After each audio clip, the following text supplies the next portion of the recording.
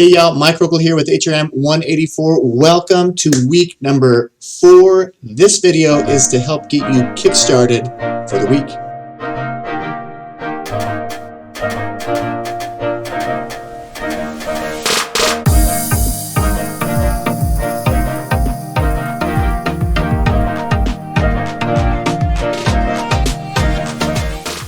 For some of you, this class has been easy. It's been something that you've just been able to roll into and do. And for those of you who already have kind of disciplines and have already been able to autonomously plan your week out, congratulations. This week is meant to help those of you who have stumbled a little bit out of the blocks and need something really small and easy to just grab a hold of and just get through the week. So if that's you, please pay attention to this video and make sure to get started early. Don't wait till Sunday. Start now. Plan out your week. Do some time blocking. Go into your calendar and actually block out time for this class. And I promise you, you will not need a lot of it. So you don't have to be overwhelmed by doing a bunch of research and all that other stuff. There's one thing that's opinion-based, and the other thing is very concrete research. It just might require a new skill set that some of you have, or maybe some of you need to learn, which is utilizing Excel or some version of a worksheet or workbook. So the first thing is the discussion. Guess what? It's entirely opinion-based. You just need to go into the discussion board, reply to the discussion board to say something that you like, at least one thing you like about the course so far, whether it's the consistency, whether it is not having to worry about anything coming at you that is unplanned for, the content, whatever that thing is, make sure to give a response to the board. And then respond to somebody else, whether either disagreeing or agreeing with their statement. I just want to make sure that if you disagree, provide some rationale. Like, yeah, I don't like that, and here's the reasons why. It's okay. Just follow the rules of engagement. It is okay to disagree, and it's okay to share some things that you might not like about the course, which is completely okay. Because what I do with that is I actually make, if I see some consistent responses that are to the good or to the bad of the course, I actually start to make little micro adjustments through the rest of the course and then consider those adjustments fully for next year's or the next quarter's course. I also ask your opinion at the end of the course to gather in a more detailed way, to gather some input, like top 3 things you like, top 3 things you want to improve, to try to improve for future quarters as well. So your feedback matters to me. I actually look at it, I actually use it and consider it for making adaptations to the course. So I see this as important, and just know that it doesn't go, it goes red. It does not go unread, I guess. I said trying to prevent that because we're all trying to prevent our ums, right? So 10 points if you follow everything, 0 points if you don't follow everything. Like, it is all or nothing. So you either do it or you don't. Respond to the full board, and if you don't respond to somebody else, it's going to be a 0. If you respond to somebody else and the board, it's 10 points. Like, just do it well and you follow the rules of engagement, all that stuff. So that is the discussion. And I just want to make sure to note again, get started early. Please, for the love, get started early. Yeah, you don't have to wait till Sunday. Okay, let's go on to the assignment. And what the assignment is some of you have used Excel, some of you have not. So if you have not used Excel, I'm going to go through some terminology that might help you. If you are still confused by the end, maybe you go out and do a YouTube search or a Google search on how do I set up a spreadsheet, especially in kind of a table format. So what you're going to do is you're going to research 3 traditional segments, like segments of industries. So whether it's, you can look at it here, whether it's the primary industry, things that are basically mining raw materials, secondary industry, those that process raw materials, things like that, or tertiary industry, those that are like services to those 2 industries, or to other maybe direct services as well to people who are consuming those services. So 3 traditional segments. There's 4 technically, but we're going to focus on those 3. Then you're going to go out and do some research. This is going to be based off of some older data, but it helps me. It's nothing that has changed up to this date. So when you pull this year's data, so this is back in 2019, when you pull this year's data, it's not going to be that much different. So I'm going to continue down this road. If I've updated it at this point, then that's great. If not, then we're still using this older data. You're going to take data from this column, and by column I mean vertical. Think of columns as up and down, rows as left to right.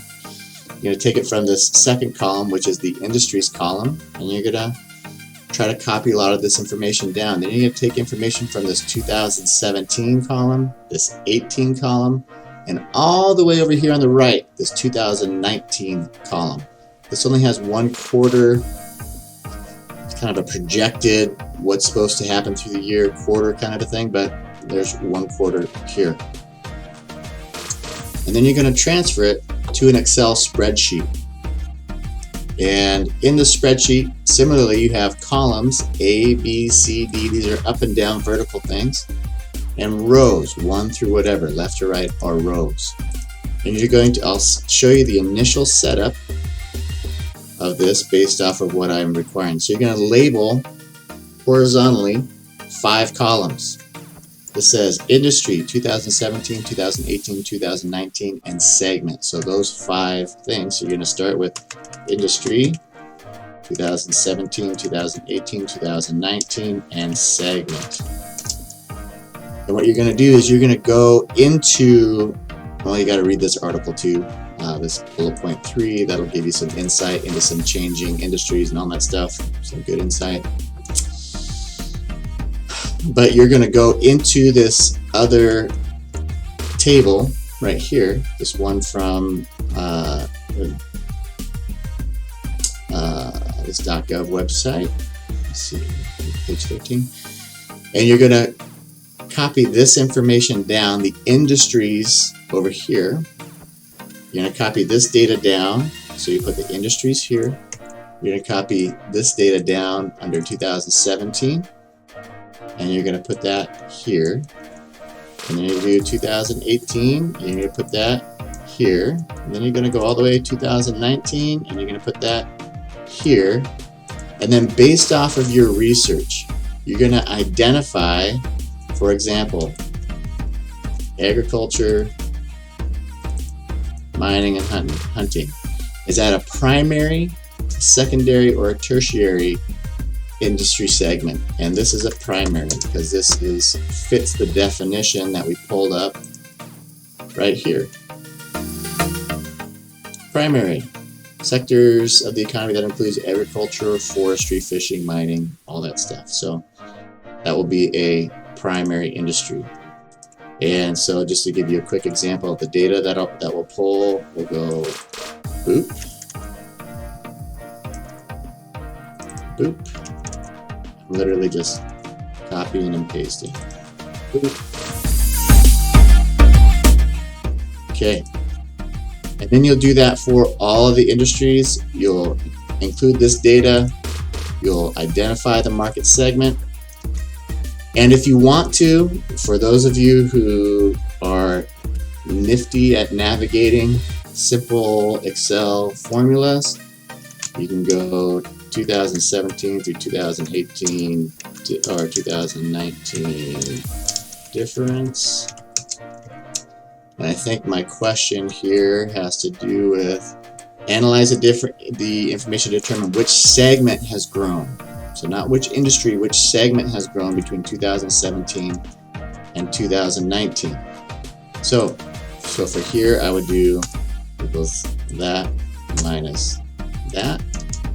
And there's my difference in growth in billions of dollars between 2017 and 2019 for the primary market. What I did was I subtracted 2019 from 2017, and that gave me the growth.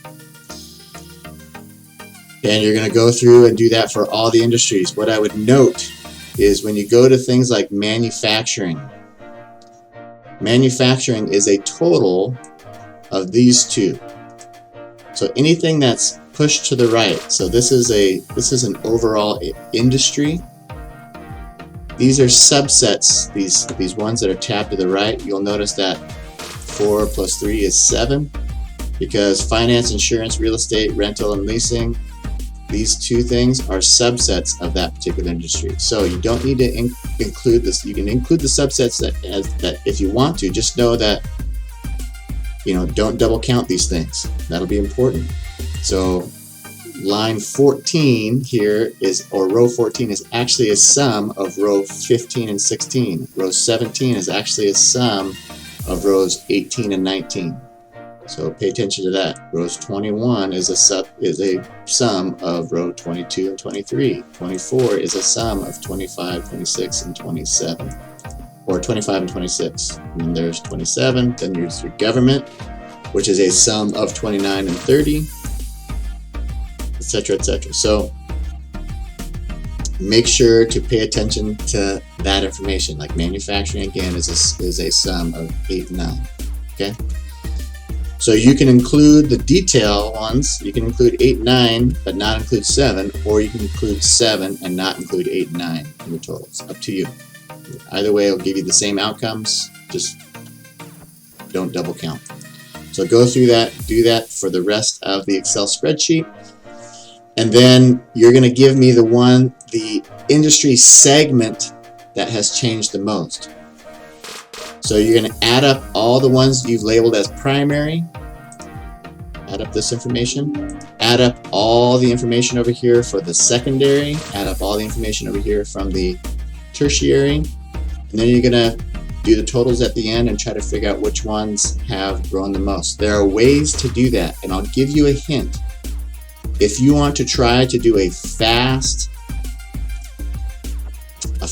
way of doing that, you can outline your whole table, all this information, especially this information over here, and you can do insert pivot table. So go to insert here, you go to pivot table, and then for those of you who know how to do it, great. For those of you who don't, you can go to YouTube and try to figure out how to organize a pivot table or how to do a pivot table. And what that can do is it can take all these things that are labeled as primary and add up, if you do it right, add up this column over here for each market segment for you, and you don't have to do hand adding and all that stuff. You can do it yourself, or you can just try to find each primary and then do something over here that says primary and equals, and go each one and go that plus whichever other primary ones that you see. That's another way to do it. So lots of ways to get to those total, or you can just use a calculator, hand calculate. But this is a calculation tool, so you can use it as a calculation tool. And that's it. And you can do that, I promise you, if you just do this really, really quickly, you can get done with your work this week. You can submit it early. You can ask me to check it for you in Canvas Inbox, and I'll go in and check it if you submit it early and give you any feedback that's needed. But just go in and do it. And it's a light week. You can get it done early. You don't have to wait till Sunday.